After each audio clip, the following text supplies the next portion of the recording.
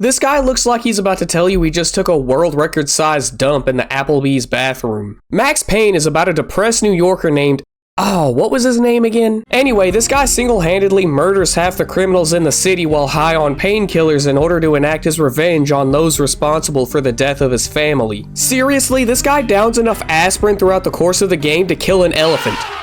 Or your mother. The story is primarily shown through these comic book panels that are narrated by Max, and this adds a lot to the atmosphere, but if you want to know more about the plot of this game, either go play it for yourself or read the summary on the wiki page. This ain't some 2-hour-long video essay about how Valkyr is actually a metaphor for the high you get from kicking pregnant women downstairs. Instead, I'm going to talk about the gameplay. This is a playable 1980s action movie that gives you the ability to slow down time and jump through the air while painting the walls red with the blood of your enemies. And if that doesn't pique your interest, you might want to reach down into your pants and make sure your balls are still intact. Unfortunately, the shoot dodge mechanic is generally as useful in combat as the warning labels on glue. The dumb kids are still gonna eat it, so just remove the label and allow natural selection to run its course. Max takes so long to get up off the floor after diving through the air like a rabid pit bull into a 2-year-old's crib that the bad guys have enough time to smoke a cigarette, grab lunch at a local diner, fall in love with the waitress, get married and start a family, then come back to where Max is and fill him so full of lead you could use his corpse as a boat anchor before he ever stands up. Even with that mechanic being almost entirely useless, the gameplay loop of slowing down time and dodging bullets while dispensing some of your own is still incredibly fun. And it's a good thing they nailed that aspect because this game is full of bullshit!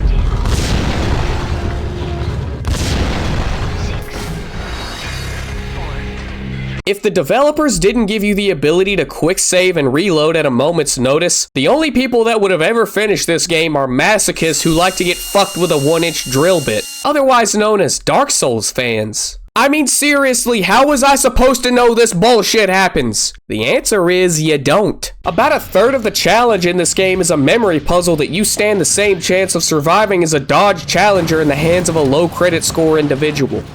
Between the sections that require you to know something is going to happen before it actually happens, and the crazy high damage output enemies found later in the game, you are going to die. But that's just the kind of jankiness you have to expect when you're playing a game that's old enough to have graduated college with a bachelor's degree in whoop ass. Speaking of old jankiness, you better force a 60 FPS cap if you're planning to play Max Payne on any modern system because the physics engine will have a coke-fueled meltdown otherwise. And if you were thinking of setting it in the NVIDIA control panel, you better think again, chuckle fuck, because that does the same thing as sending your thoughts and prayers out to people affected by tragedy.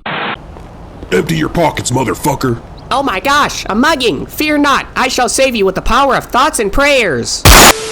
For whatever reason, this game will completely ignore a driver-level frame cap. That's basically like getting into the passenger seat of a car, pointing a gun at the driver's head and saying, if you drive above 60 miles per hour, I'll shoot. Then the driver just goes ahead and floors it anyway. Thankfully, you can just use Riva Tuner, but this isn't as convenient because you have to manually open it every single time you want to play the game. Unfortunately, that's the price you have to pay if you don't want to get glued to the walls in the middle of combat. Even with its issues, Max Payne is still way more fun than most modern games. You'll find no cinematic experience here, just a fun shooting gallery with a solid story that doesn't waste your time with long drawn-out sections that only exist to further the plot and serve zero gameplay purposes like you'll find in newer games. Before the video ends, I just want to thank my buddy, name and address withheld, for helping out with that thoughts and prayers bit. Do you have any words of wisdom for the viewers at home?